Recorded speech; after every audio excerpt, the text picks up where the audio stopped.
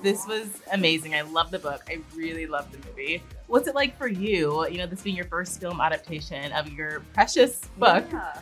What's it like for you to go through this? I just feel like I got really, really, really lucky in every way. And I mean, you are in this industry, you know how hard it is to even get a movie made, let alone a good movie. Like, it's just a million things have to go exactly right. And I feel like I was just in the best hands with Brett and Emily and Tom. Like, I feel so incredibly lucky to not only have this to share with the readers, but to have something that I think is just really beautiful. Like, I'm so proud of them. I'm so proud of it. On vacation, you can be anyone you want. That's why I want to travel. You can actually be who you want to be instead of who they say you are. How about every summer, wherever we are, we meet somewhere in the world for a trip? Deal. Seeing your books come to life, what is the biggest challenge in handing it over? It's a very trusted hands, but handing it over and allowing it to come to life. I mean, the biggest challenge for me really was I was reading so many drafts of the script, and just because I am a compulsive writer, that the biggest challenge was literally just not being the one writing it. Because I'd be like, I'd hear what they were going to work on in the next draft, and I'd be like, I just want to get in there. I want to get in there so badly. That was honestly the biggest challenge in handing it over. But I again, knew that I was in really good hands with Brett, because he made it clear from our very first phone call that he wanted to know what the non-negotiables were for the readers. And it's so important to have like a champion on the inside like that, because there are so many voices. This takes so many people to get this made, and everybody has opinions. And to know that Brett was in there, like, pushing back when it needed it, and helping me understand when things needed to shift and change. It was invaluable. And then and about to dance you if you hang with. Hi, Hi. Alex. I was not expecting to see you. What were some of those non-negotiables you guys talked about when bringing what the fans are expecting to film? I think the biggest is that the core of who Poppy and Alex are, and not changing what they would or wouldn't do in any given circumstance. And really, Emily's the keeper of that. So sometimes when we'd have ideas outside of the book, I'd say, would this, and she would say, Alex would never do that. She knows them that well, and so that was always something that we would talk about.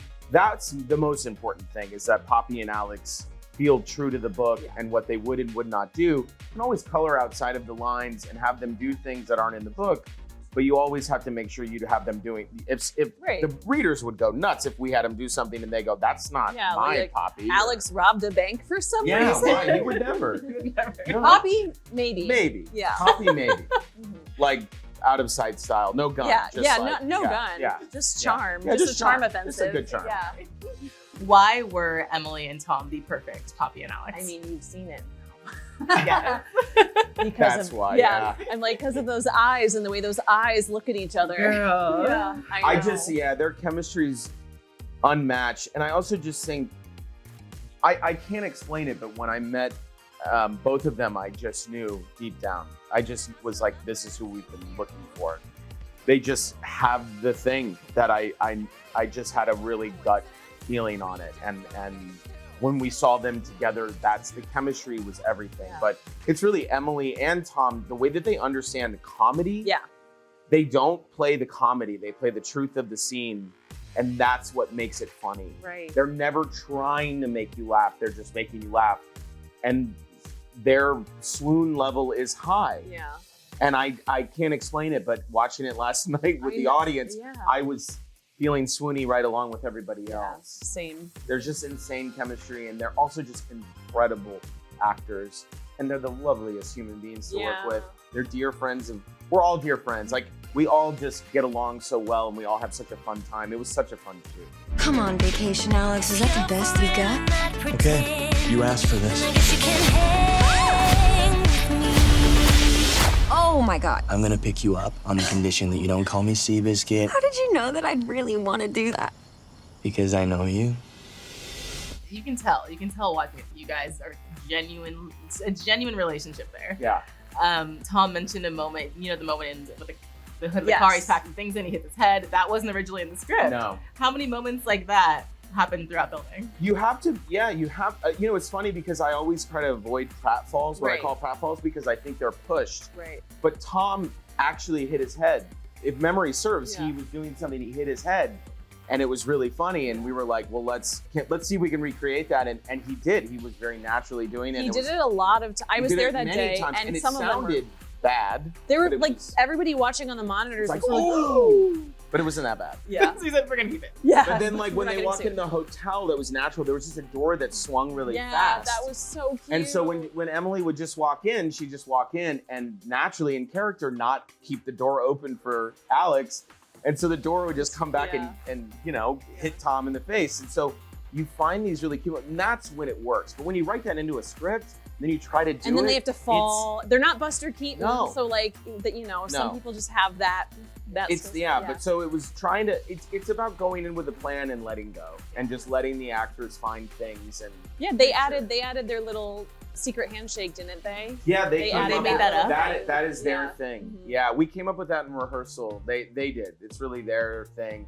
I also want to give mad props because everybody was wearing wigs. We're starting to see people wearing poppy wigs. Yeah. I want to give mad props to Emily Bader. Yes. That was all her. Really? Emily Bader was like, Brett, I have to wear a wig in the New Orleans sequence. And I had to go into the script and go, how can I find a way to realistically get her in this wig? Mm-hmm. And we talked a lot about wig references from other movies and things like that. And now when you look at her in that blue wig, it's I hate scratches to call an it, itch. It's something close to iconic. It is. I'll let other people decide if it's actually iconic. To us, it is iconic. To us, it's iconic. To the fans, it's iconic. Yeah. Okay, great. We died in the theater. And we want everybody, we highly say to the fans, dress up as Alex and Poppy in New Orleans for Halloween. Honestly, one of my favorite things about that is like, you know, she's got the wig. I love just seeing his New Balance sneakers.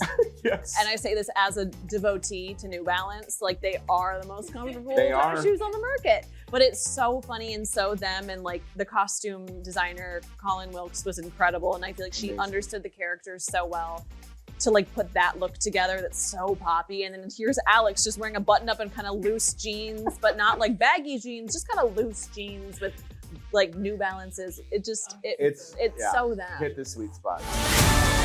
Alex, I think it's called settling. You live in a fantasy land, always running away to new places, new connections. Maybe the universe is giving me a sign. That's a heck of a girl.